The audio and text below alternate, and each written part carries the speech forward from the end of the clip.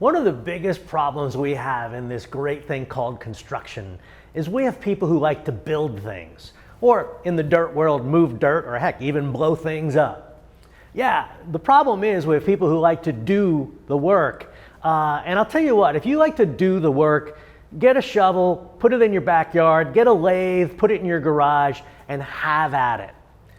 My point is that this is a business. It's the business of construction. It's not the hobby of construction.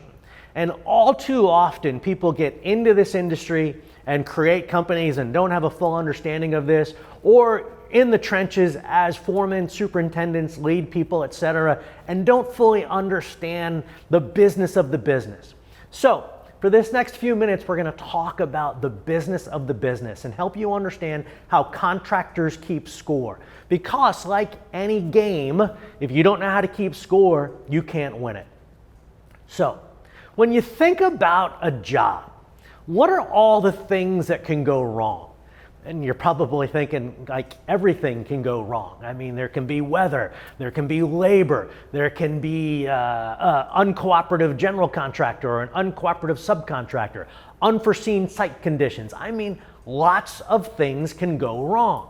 Some of these are within your control and some of them are not. Now, whether they are in your control or not, you can either plan for them because you're in your control, or you can plan for an alternative if they're not in your control. And we're not going to talk about planning right now, but ultimately that is part of the punchline here. So lots of things can go wrong. So the question then is, whose job is it to make sure these things don't go wrong? And that if things do go wrong, who fixes it?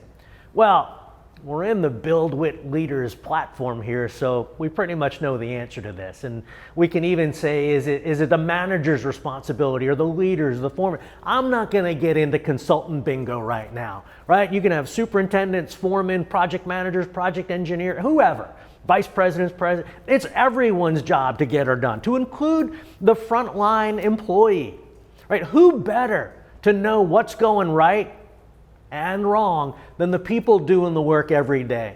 So it really is an all-hands effort to make sure that we are able to identify, plan for, and manage these controllable obstacles. All right, so we're running a business. We know things can go wrong. Things do go wrong. And heck, I'm a capitalist and I'm a business owner myself. I'd like to make more money. So I've got a couple of options, just like you do when it comes to making more money. Well, I could raise prices. Probably not. You're in a hyper-competitive industry, often a low bid scenario, so you probably can't just raise prices unless you change the value proposition or move into some kind of negotiated mode of work. But even that, you only have such a limit on the upside. You know, we're not building Apple iPhones here. So you could raise prices. That doesn't work. Hey, how about we cheat? How about we cut corners? Nobody's gonna know when you bury that pipe whether you fully supported it or whatever the case may be. And regrettably, there's people out there cheating every single day, and they're getting away with it. Now again, you're in this platform, I think you are, kind of on the higher end of construction professionals when it comes to ethics and integrity and those kinds of things, and it's just not who you are. So we're not gonna cut corners. All right, we're making money, maybe not as much as we'd like to make, but let's just keep on keeping on, right? We're doing okay. Some jobs are better than others, some days are better than others, but at the end of the day, we're doing okay. I'll tell you what, I didn't sign up to be okay, and I don't think you did either. So keeping on is a strategy, but it's not one that I'm getting on board with. Which leaves us the last option, and the option is to get better at what you do. Take this existing condition that you have every single day and do it better. Now, you don't have to hit home runs, right? A couple of walks, if we're talking the baseball analogy, will get us a run. So just getting better at what you do so that either you're producing it at a lower cost or you're commanding a higher premium. Either way, you got to get better at what you do. And that's a little bit of what we're going to talk about right now. So what happens when you do that? What happens When you become better at what you do, whether that's lowering cost or increasing price because you're perceived to be so good, well, yeah, I mean, we make more money, we get more job selectivity. Here, let me just put it this way.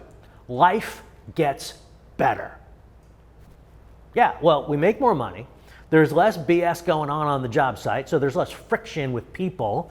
There's more efficiency, and every contractor and every construction professional I ever met wants to work. I mean, we want to do the thing, right? So there's nothing more demoralizing than coming in and getting ready to go and that not being able to go because of some, obstacle that you run into.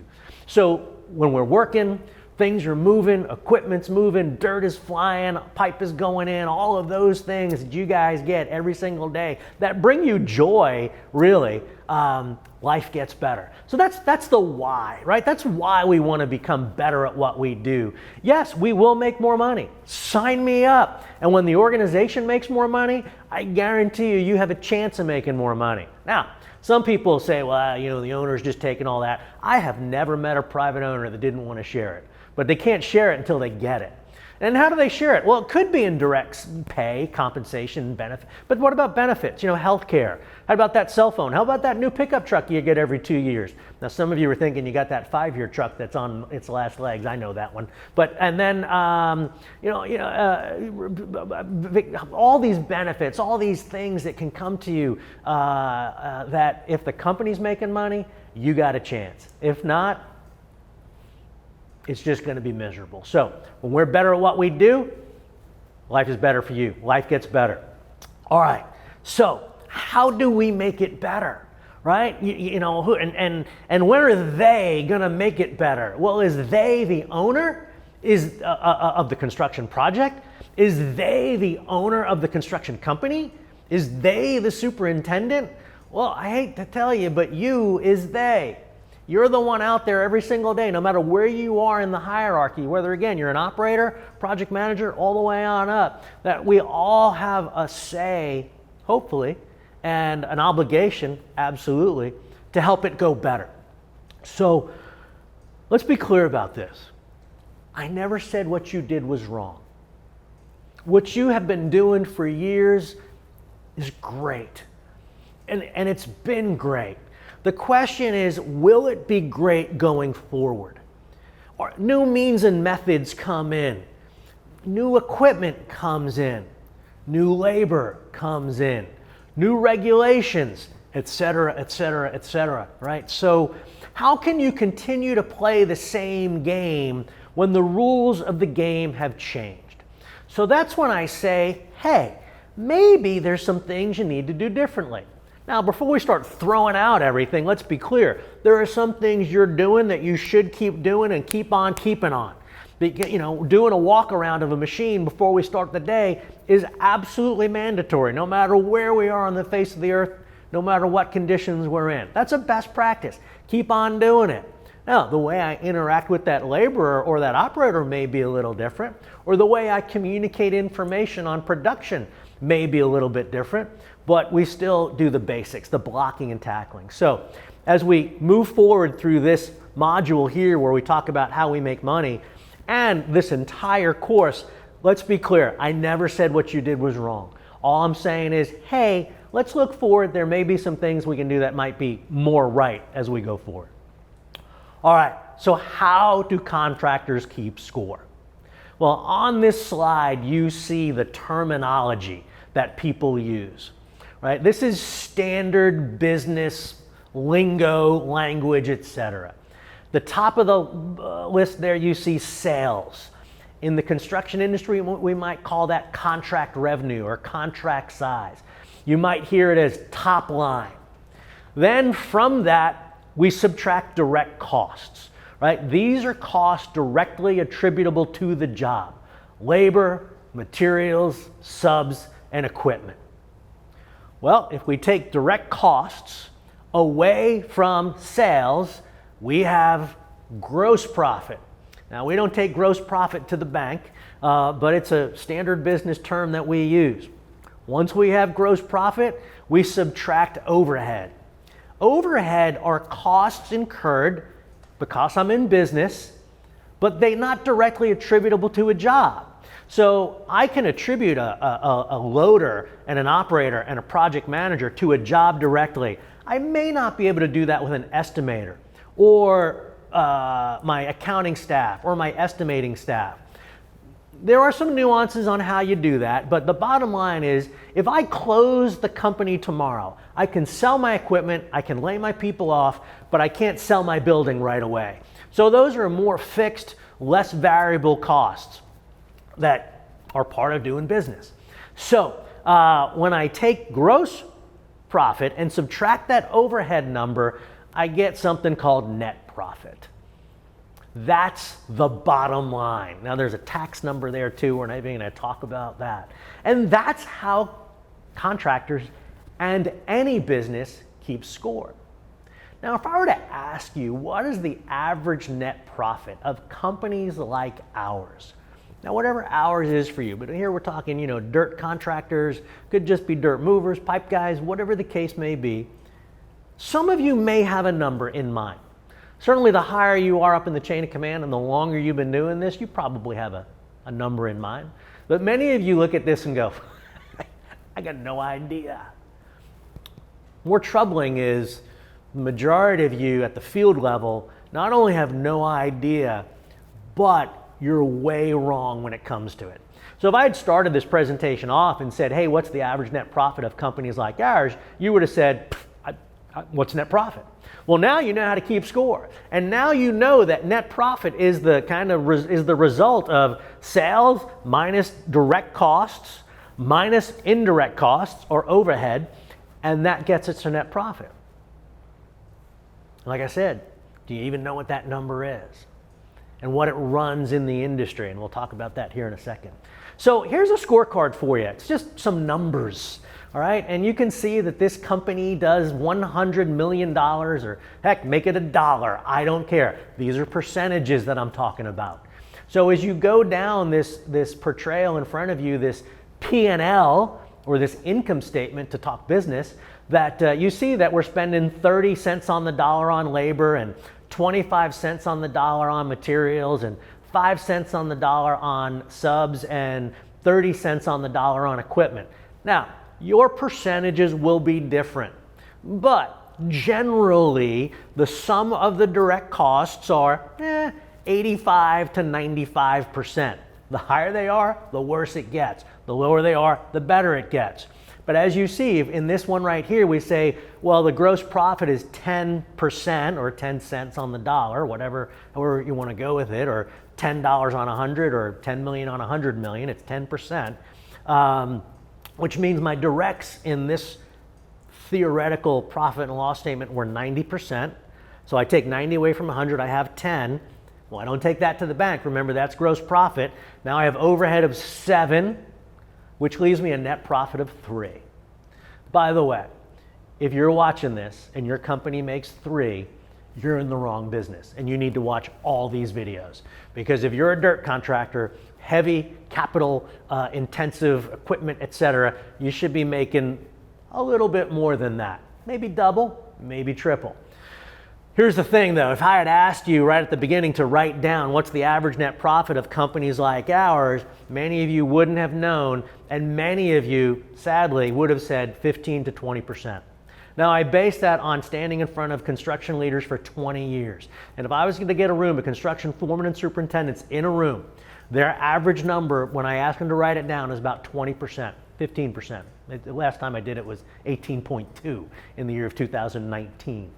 Right? And you go, well, whoa, how can they be so far off? Now, wait a second. How can they be so far off? I mean, these are the primary production resources, foremen, superintendents, who think the business is making what? 3, 4, 5 times what it actually makes. Huge disconnect there. If the primary production resource thinks we're making 15 and 20% when the number is really 5 and 7%, that's an issue, right? So when I'm standing on a rake, just kind of leaning like, we're taking a little bit of a break, people don't realize the direct impact that has on cost, right? So now let's take a look at, let's play with this a little bit more. Let's play with these numbers a little bit. What if labor productivity, we'll play with that labor line right now. What if labor productivity got better? In other words, what if we were more efficient? What if we had less lost time? By the way, there's a lot of lost time on construction jobs. What's lost time? Time spent waiting. Time spent waiting for information, materials, deliveries, etc. Time spent waiting for information. Time spent doing rework. When you go back and rip it out and do it again, that's lost time because you're not getting paid to do it that second, third, fourth, or fifth time. Maybe a machine breaks. Lost time. Machine wasn't supposed to break. So if we made a lot of those things go away, a lot of those inefficiencies go away, and we were to increase labor productivity by 10%. So on our theoretical profit and loss statement here in front of us, where we have the labor line at 30, well, if I were to be more productive in labor, if I were to increase labor efficiency and labor productivity, that number would go down, right? I would be spending less on labor. So 10% of 30 is 3. So now that labor line becomes 27. And where does that 3 go? It filters all the way down to the bottom line, which means I just increased profitability in my company by 100%. On this picture here, I had a 3% company, and now I made it a 6% company. Bad news. If you are less productive, if labor productivity decreases by 10%, that number goes up. Yeah, so now it's 33. And where does that 3 come from? Well, we borrow it from the bottom line, and that 3% on the bottom line now becomes 0. At which point your organization just became a not-for-profit. You just did charitable work. Not what I'm signing up for, and I guarantee it's not what you're signing up for. Now, there are other ways you can make money. We can do some playing with the financials here. What if we sold more? So instead of doing 100 on the top line, we do 110. Sweet. Who's going to do the work? Right? You still got to do the work, and it's still going to flow through at the same rate that it flows through on the first set of numbers. So if I do 110, my bottom line is now 3.3. Okay, I made more money, but we did more work. Let's cut overhead. Those estimators and those accountants and that blood-sucking overhead just taking all the profitability. What do they all do in the office anyway, right? They're out here where we're doing real work. How about we cut them? All right, well, in this one we have 7. So let's cut that by 10%. Well, that would be 0.7. I can't do that math. I was in the Marines. So let's cut it by 1%. Right, so now it's 6. All right, so I just moved my net profit to 4. So yes, I increased my bottom line by cutting overhead. Who's going to do payroll? I don't want to cut Sally in payroll, right? So yes, I can increase sales and make more money. I can decrease overhead and make more money. Or I could become more efficient at doing what we do, increasing productivity on the job. By the way, I just talked about that labor line. I guarantee you when labor efficiency gets better, material efficiency generally gets better, and equipment efficiency and utilization generally gets better. So the positive impact on the bottom line is significant. So having talked through that, this is one of those things that you don't normally spend a lot of time talking about, right? We get out there, we get her done. At the end of the day, if the job was good, well, it must have gone good because nobody chewed your ass, right? Maybe we can do a better job talking about it. And by the way, if you don't want to talk about dollars, and I understand private owners with their name on the side of the truck may not want to talk about bottom line dollars, you can transfer this conversation into a production number. So for example, how many yards, tons, feet do we need to do? Did we do?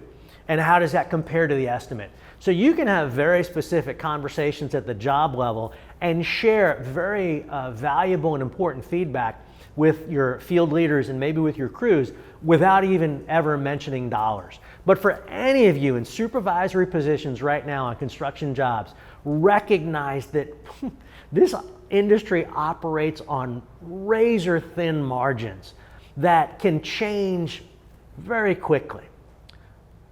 Let me tell you how. So I said a 10% labor productivity improvement. Well, what the hell is that? Well, if there's 60 minutes in an hour, What's 10% of that? Well, it's 6 minutes. Okay, so 6 minutes an hour. If you could find 6 minutes an hour over the course of every hour in an 8-hour day, well, isn't that fancy because you guys work more than 8 hours a day, but you get where I'm going with that. You would double the bottom line. Well, heck, maybe you can't find 6, maybe you can find 3. All right, well, you would increase the bottom line by 50%. So think about it. Do you ever spend time waiting for that ready mix truck to show up? Do you ever spend time because an piece of equipment broke down? Whatever the case may be, when there's idle time, it adds up really quickly. The clock is ticking. But if you can find 6 and 60 or protect 6 and 60 every minute, every hour of the day, 6 minutes, every 60 minutes, every hour of the day, at the end of the day, you will have doubled your bottom line. That is the way to make more money and be best of class.